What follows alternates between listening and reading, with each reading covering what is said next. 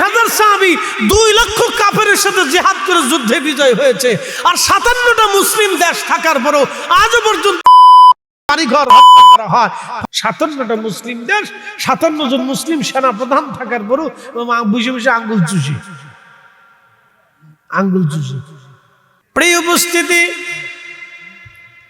আল্লাহকে ভয় করার জন্য রব্বুল আলামিন আমাদের কোরআনের আরেকটা আয়াত থেকে আমাদেরকে বুঝাইলেন, ইন্নামাল মুমিনুনাল্লাযীনা ইযা যুকিরাল্লাহু ওয়াজিলাত কুলুবুহুম ওয়া ইযা তুলিয়াত আলাইহিম আয়াতুহু যাদাতুহুম ঈমানা।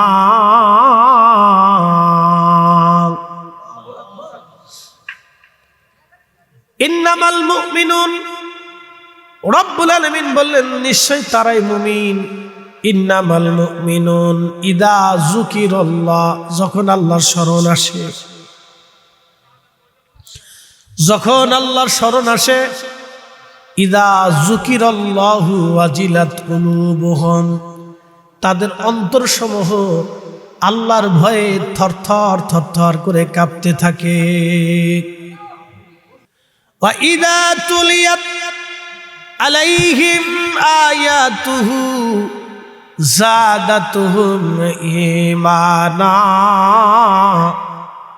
তারা মুমিন, যখন তাদের সামনে কোরআনের আয়াতগুলি তেলাওয়াত করা হবে তাদের ঈমান বেড়ে যাবে, তারা মুমিন। তাদের ঈমান বেড়ে যাবে, তারা মুমিন। কাকরতলাবাসী খুব মনোযোগ দেবেন। আল্লাহকে ভয় করার নমুনা সাহাবীদেরকে যদি দেখেন, সাহাবীদের জিন্দেগির দিকে যদি তাকান, ওলিদের জিন্দেগির দিকে যদি আপনি তাকান, তো বুঝতে পারবেন তারা কিভাবে আল্লাহকে ভয় করতেন, কোনভাবে আল্লাহকে ভয় করতেন। তাদের জিন্দেগির দিকে যদি আপনি তাকান, তো দেখবেন তারা আল্লাহকে কিভাবে ভয় করতেন। আল্লাহর একজন ওলি, তার নাম হযরতে মুবারক রাহমাতুল্লাহ আলাইহি, বিশ্ববিখ্যাত একজন ইমাম ছিলেন আব্দুল্লাহ ইবনে মুবারক রাহমাতুল্লাহ আলাইহি। হযরত আব্দুল্লাহ ইবনে মুবারকের বাবার নাম মুবারক রাহমাতুল্লাহ আলাইহি। মুবারক রাহমাতুল্লাহ আলাইহি একজন কৃতদাস ছিলেন, আর আব্দুল্লাহ ইবনে মুবারক ছিলেন বিশ্ববিখ্যাত একজন বড় বুজুর্গ আল্লাহওয়ালা। পৃথিবীর এমন কোনো ফিকহের কিতাব নাই যে কিতাবে আব্দুল্লাহ ইবনে মুবারক রাহমাতুল্লাহ আলাইহির নাম লেখা না আছে। হযরত মুবারককে মালিক ডাক দিয়ে বললেন, বেটা বলিস কি? বলে, হা মনিব, 6 বছর ধরে মালিক বাগান পাহারা দিই, কোনোদিন একটা আনার আমি খেয়ে দেখি নাই। আপনি তো আমাকে আনার খেতে বলেন নাই, পাহারা দিতে বলেছিলেন, এই জন্য 6টা বছর আপনার আনার বাগান পাহারা দিয়েছি। মালিক বাড়ি চলে যায় বললেন, স্ত্রীকে ডাক দিয়ে বলতেছেন, আমার সহধর্মিণী, আমার মেয়েটা বিয়ে দেওয়ার জন্য একটা উত্তম পুরুষ আমি পেয়ে গেছি। বলতেছে, কোথায় পেলেন? কোন জমিদারের ছেলে পেলেন? বংশ কি? ছেলেটার কাজ কি? তখন মালিক বলতেছে, বিবিকে বলতেছে, বিবি রে, আমার বাড়ির গোলাম কর্মচারী মুবারকের সাথে আমার মেয়ের বিয়ে দেব। মার্কিন প্রেসিডেন্টের কুকর্ম কিন্তু ফাঁস হয়ে গেছে। এটা অ্যাপিস্টাইন ফাইল, বুঝতে পারছেন?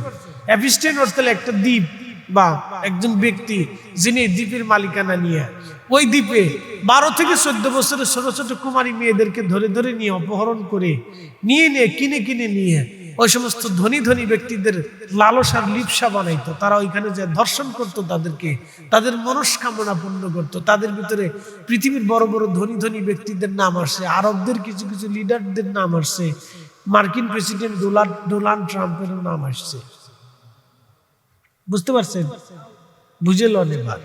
তারও নাম আসছে, পৃথিবীর ধনী ধনী ব্যক্তিদের নাম আসছে, বড় বড় ব্যবসায়িকদের নাম আসছে, বড় বড় খেলোয়াড়দের নাম আসছে। তারা ওই দ্বীপে যাইয়া ওই সুন্দরী নারী ছোট ছোট কুমারী বাচ্চাদের সাথে লালসা করত। বুঝতে পারছেন? তো পৃথিবী কত নিকৃষ্ট মানসিকতার ভিতরে চলে গেছে আপনি এবার বুঝেন।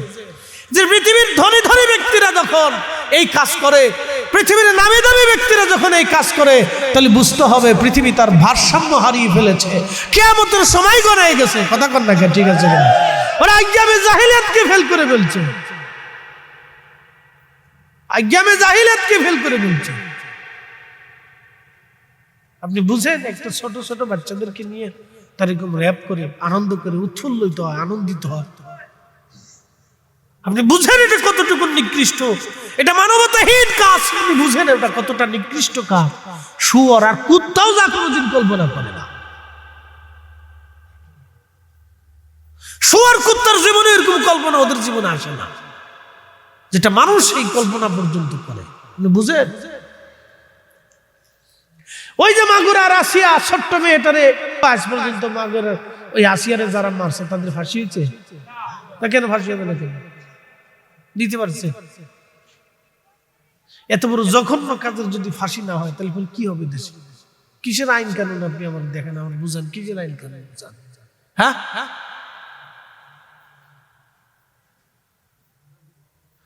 প্রিয় উপস্থিতি হাজিরিন, ভালো করে লক্ষ্য করেন, এত বড় আলেম ছিলেন, বিশ্বের শ্রেষ্ঠ মুফতিদের একজন মুফতি ছিলেন আব্দুল্লাহ ইবনে মুবারক। কিন্তু শুনলে আশ্চর্য হবেন, প্রথম জীবনে মদপায়ী ছিলেন, নেশাগ্রস্ত ছিলেন, নেশা করতেন, গান গাইতেন, গান শুনতেন। একদিন আব্দুল্লাহ ইবনে মুবারক রাহমাতুল্লাহ আলাইহি সারিন্দা বাজায় মদ পান করে গান গাচ্ছে। তো তখন সারিন্দার ভিতর থেকে আওয়াজ আসলো, হে আব্দুল্লাহ, তোমাকে কি আল্লাহ এই কারণেই সৃষ্টি করেছে? তুমি সারিন্দা ফেলে দিলে। হায় হায়, সারিন্দার ভিতর থেকে কি আওয়াজ আসতেছে? আবার সারিন্দা বাজাচ্ছে, আবার আওয়াজ আসছে, আব্দুল্লাহ, তোমারে কি আল্লাহ এই জন্যই সৃষ্টি করছে? আচ্ছা বলেন, আল্লাহ কি আমরা এই জন্য সৃষ্টি করছে? তো কিসের জন্য সৃষ্টি করল? মুসলমানের 100 জন মুসলমানের ভিতরে 95 জন মুসলমান বুঝতে চেষ্টা করে না যে আল্লাহ আমরা কি জন্য বানাইছে। কথা ঠিক আছে না? আল্লাহ কেন সৃষ্টি করছে, এই 95% মুসলমান এটা বুঝতেই চেষ্টা করে না যে আল্লাহ কি জন্য তারে বানাইছে, কি জন্য আল্লাহ তারে দুনিয়াতে পাঠাইছে, সে বুঝতেই চেষ্টা করে না। এই কথাটুকু যদি কোনো মুসলমান বুঝে, তাহলে বাকি জিন্দেগি তার তাকওয়ার জিন্দেগি আসবে। যদি বুঝে যে আল্লাহ আমার কেন সৃষ্টি করছে, আর কোনো কথা নাই। আমার যে আল্লাহ দুনিয়াতে পাঠাইলেন, দুনিয়া বসবাস উপযোগী করলেন, আসমানে সূর্য দিলেন, চাঁদ দিলেন, বাতাস দিলেন, আবহাওয়া দিলেন, অক্সিজেন দিলেন, হরেক রকমের খাদ্য দিলেন, জিহ্বা দিলেন স্বাদ আস্বাদন করার জন্য, জীবন উপভোগ করার জন্য দুনিয়ার সৌন্দর্য দিলেন, সুখ স্বাচ্ছন্দ্য দিলেন। আল্লাহ প্রাকৃতিক সৌন্দর্য দুনিয়া সাজিয়ে দিলেন। আল্লাহ এত কিছু দিলেন, দেওয়ার পরে আমরা দুনিয়াতে পাঠাইলেন, তো কেন পাঠাইলেন? তো সারিন্দাই বলতেছে, আব্দুল্লাহ, তোমার আল্লাহ এই জন্য সৃষ্টি করে নাই। আবার সারিন্দা ফেলে দিলেন, আবার কিছু সময় পরে সারিন্দা উঠাইয়া বাজা, আবার সারিন্দার ভিতর থেকে আওয়াজ আসলো, আব্দুল্লাহ, তোমার এই জন্য আল্লাহ সৃষ্টি করে নাই। তখনই তিনি সারিন্দা ফেলে দিলেন, তওবা করলেন, তওবা করে নামাজ পড়ে সিজদায় পড়ে কান্না শুরু করলেন, আল্লাহ আমার ভুল হয়ে গেছে।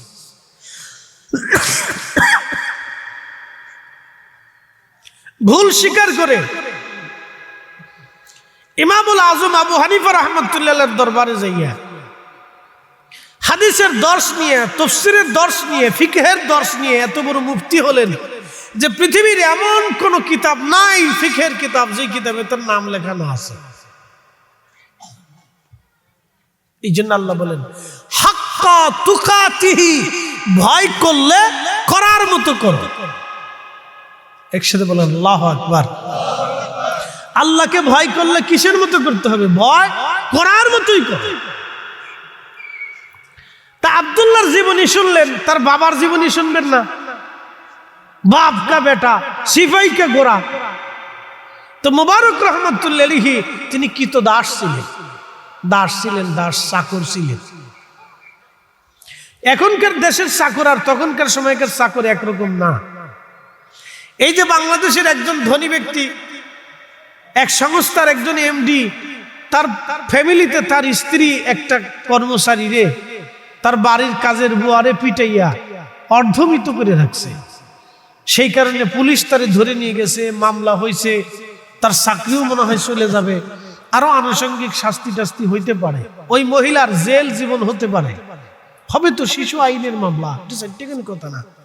আপনি যত অপরাধী করুক একটা বাচ্চারা এইভাবে মারতে পারেন না, কি কথা কর না কেন?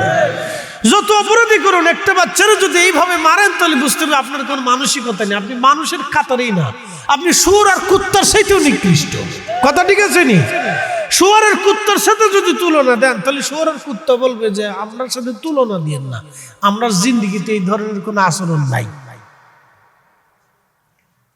বুঝতে পারছেন? তো খুব মনোযোগ দিবেন।